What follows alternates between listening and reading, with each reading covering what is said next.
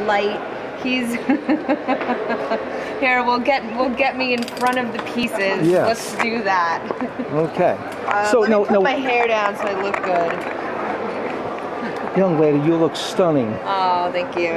Thank you very much. And what is your name? My name's Vanessa. Vanessa. And what Vanessa Villegas. Villegas. Yes. And would you spell Villegas? I'll give you my card. Or would you spell it as well? Villegas. Okay. It's a Spanish surname. Okay. Well, it sounds very romantic. Thank you. Yes. Now, Where my father's from in Colombia, it's pronounced Villegas. Have you been to Spain? Have I been to Spain? Yeah. Yeah, of course. Have you seen the world's greatest architect? Oh, yes. Who would you say that is? No? Oh, yes. Well, people, they think that Frank Lloyd Wright is a great architect. Frank Lloyd Wright is a great architect. So compared to Gaudi. Yeah, Gaudi is really his is the most interesting. Oh, yeah. It's like walking into a dream, right? After you're you've like, seen, wow. after you've seen 4 or 5 of Frank Lloyd Wright's best stuff, seen it all. It starts looking pretty repetitive. That may be true. Gaudi's work is always exciting, no matter how much you see. Very true. Yes, colorful. All of it works. Yes, you're right. But where we sort of have a little we are very much in line on Spain's greatest architect. That's true. Because he's in my book. Oh yeah. Okay. So where we possibly have a disagreement, or at least I'm somewhat skeptical. Now, what you claim is that the abstract artists, such as Pollock, and there's a couple other that you mentioned. Who are some of the other ones that you mentioned that you have great reverence for? So St. Francis, I have great reverence for. I have great reverence for Zhao Luqi, the French-Chinese expressionist, abstract expressionist. Abstract expressionism, in and of itself, I think, is really interesting and important. And I think it is, again, very naive. It is naive. Now that word is used a lot of different ways. Yeah, how do you use it? I think it's naive to assume that because everybody looks at abstract art and because it doesn't have definitive form, people assume that it is childish and childlike, and it's coming from a place that is not developed and not refined, right? That somehow, because it's abstract and it's simple to behold, to take in, right? We know what this is. I would. This say isn't it's not simple. right. It's simple to behold. It's not. You don't have to think about what this means. I don't think it is simple. Behold. I think it takes a lot. I could look at that and look away and not remember what it looked like. Where this one, I can look away and that image is still in my mind, and I might be able to recreate that image. I could not recreate that image. Oh, exactly. That's exactly my point. You couldn't recreate this image. But we were talking about exactitude. We were talking about the printing process. Mm-hmm. Okay. And, we were talking about the printing process. But we can talk about abstract art. We can talk about it. Okay. So here's the difference between an abstract artist. There are a couple of major things. It has to do with aesthetics of color and really understanding your palette of color. So if you don't understand color, you don't understand how they work, it looks like brown mess. And what are some of the keys to understanding color properly? Man, I couldn't tell you that one. That one I think is kind of the gem, right? Well, who would you say the artists that come to mind really understood color real well? I think St. Francis understands color. I think St. Francis color is it's always aesthetic. Well, are we lucky? It's always beautiful, right? There are colors in here that you would never think should belong in here, but they do, and they are beautiful. This is what he does, so I'm not going to say that he does not. I don't have any paintings here. He does. And so these are Sam Francis's. Yeah, I'll show you one that I think is really beautiful. Now she's taking out her iPad. Yeah, I know. This is how we do it now. Now, is that iPhoto? This is not. This is actually a much better program. I don't like the iPhoto. What is it called? This is Photo Pro. Oh. It's just it's basically like I can show you anything. Here, I love this one. This one I think is beautiful, right?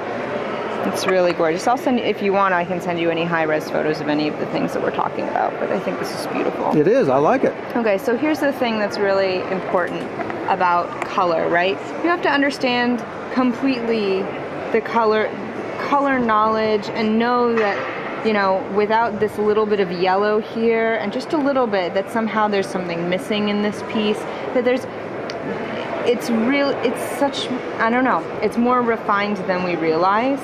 But you're saying that this is more exacting, more precise than the work of Rembrandt or the Dutch masters or the photorealists or that kind of thing. Isn't that what you're saying?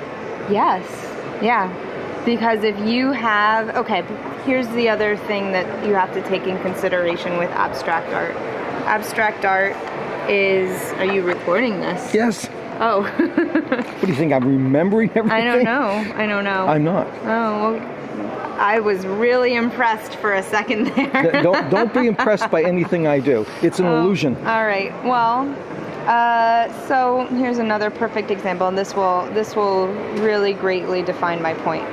And I think Sam Francis does this very well. Other abstract artists do this as well. But you are finding, as an abstract artist, a relationship between color and space.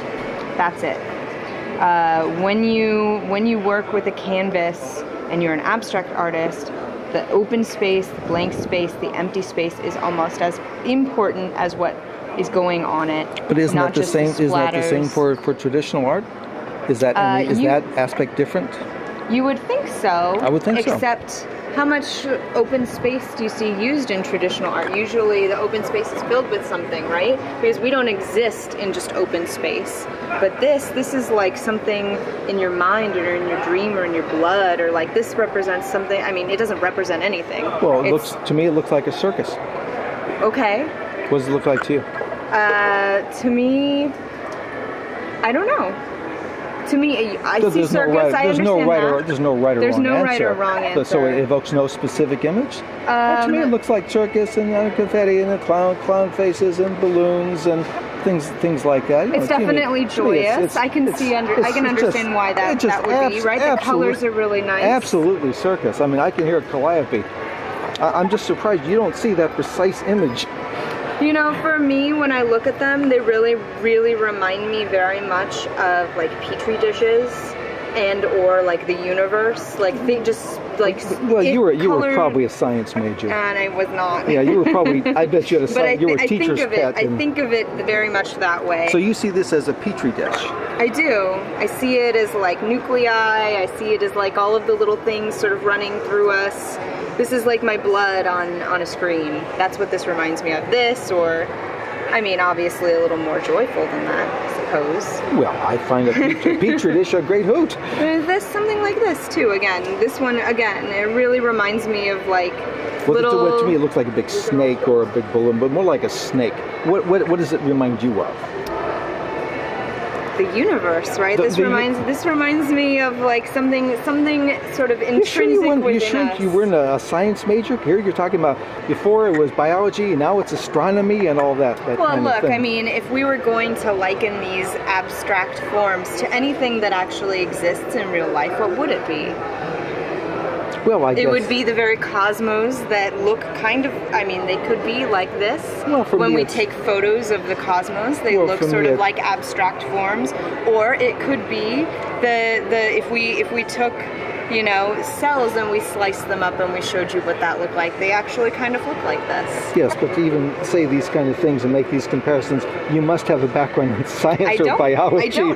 No one else talks about cells and petri dishes and something like. Well, because that's. Can't you be interested in things like that? No, one can, but it's an unusual kind of thing to even make these comparisons. So I would think you have a background in that. You even know about that. I do not have a background. Yeah, but your father was a biologist. No, but I thoroughly enjoy reading about it. I think it's very interesting. I think it's rather relevant to our lives, obviously.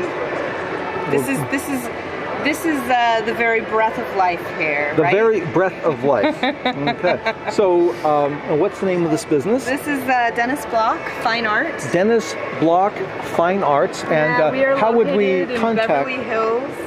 I'll give you a card. Okay. Why don't you tell me where it is so it's on here? Okay. With the address? We're in Beverly Hills. It's 9626 Brighton Way. 9626 Brighton Way. And what's the cross street? We're between Camden and Bedford. We're about 2 blocks away from Rodeo Drive. Oh, the low rent district. Oh, yeah. Must be kind of dangerous in that.